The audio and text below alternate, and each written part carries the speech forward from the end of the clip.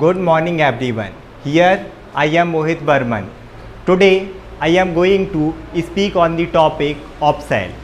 तो स्टार्ट करते हैं इंट्रोडक्शन से.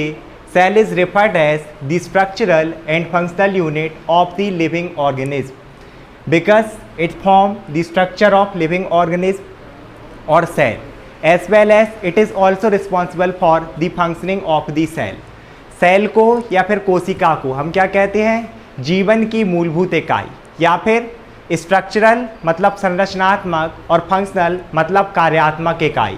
क्योंकि जो भी लिविंग ऑर्गेनिज्म हैं उन सभी में उनका जो स्ट्रक्चर है वो भी कोशिका बना रही है.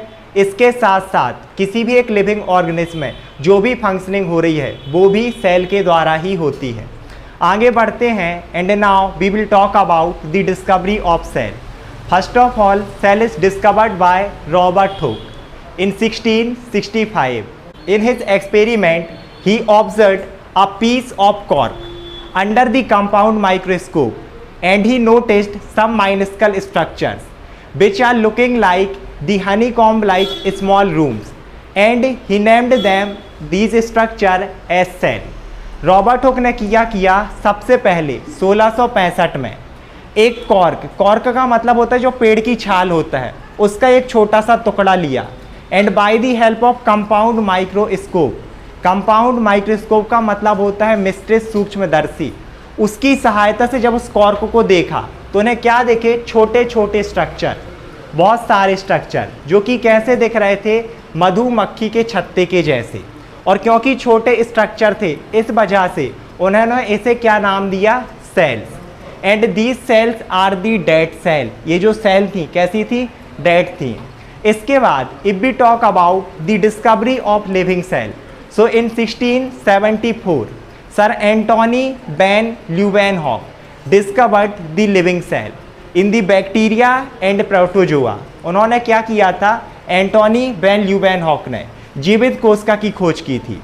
किसके अंदर? बैक्टीरिया और प्रोटोजोआ के अंदर. And he name these animals as animalcules. उन्होंने क्या दिया? ये जो जीव थे इनको नाम दिया एनिमलक्यूल्स. एनिमलक्यूल्स का मतलब होता है बहुत ही छोटे छोटे organ. Apart from this if we talk about in human body, so Antonie van Leeuwenhoek observed the human blood cell as well as the human sperm cell.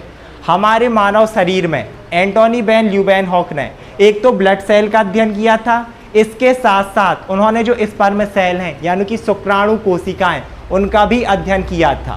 Apart from this sir Antonie van Leeuwenhoek have the great contribution in the microbiology as well as the discovery of bacteria. That is the reason he is also known as the father of bacteriology as well as the father of microbiology.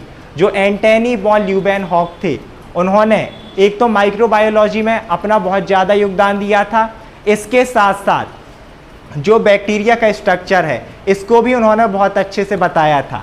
इसीलिए हम Antony van Leeuwenhoek को microbiology का father जनक कहते हैं. इसके साथ साथ जो बैक्टीरियोलॉजी है इसका भी जनक कहते हैं.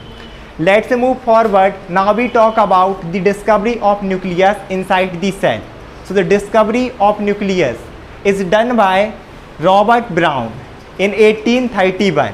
किसमें? Root of plants. क्या किया था? रॉबर्ट ब्राउन ने 1831 में एक पेड़ लिया था. पेड़ की जड़, रूट मतलब जड़. कौन सा प्लांट था? ऑर्किड. उसमें स्टडी की थी किसकी? न्यूक्लियस की. So this is all about the cell for today. That's enough.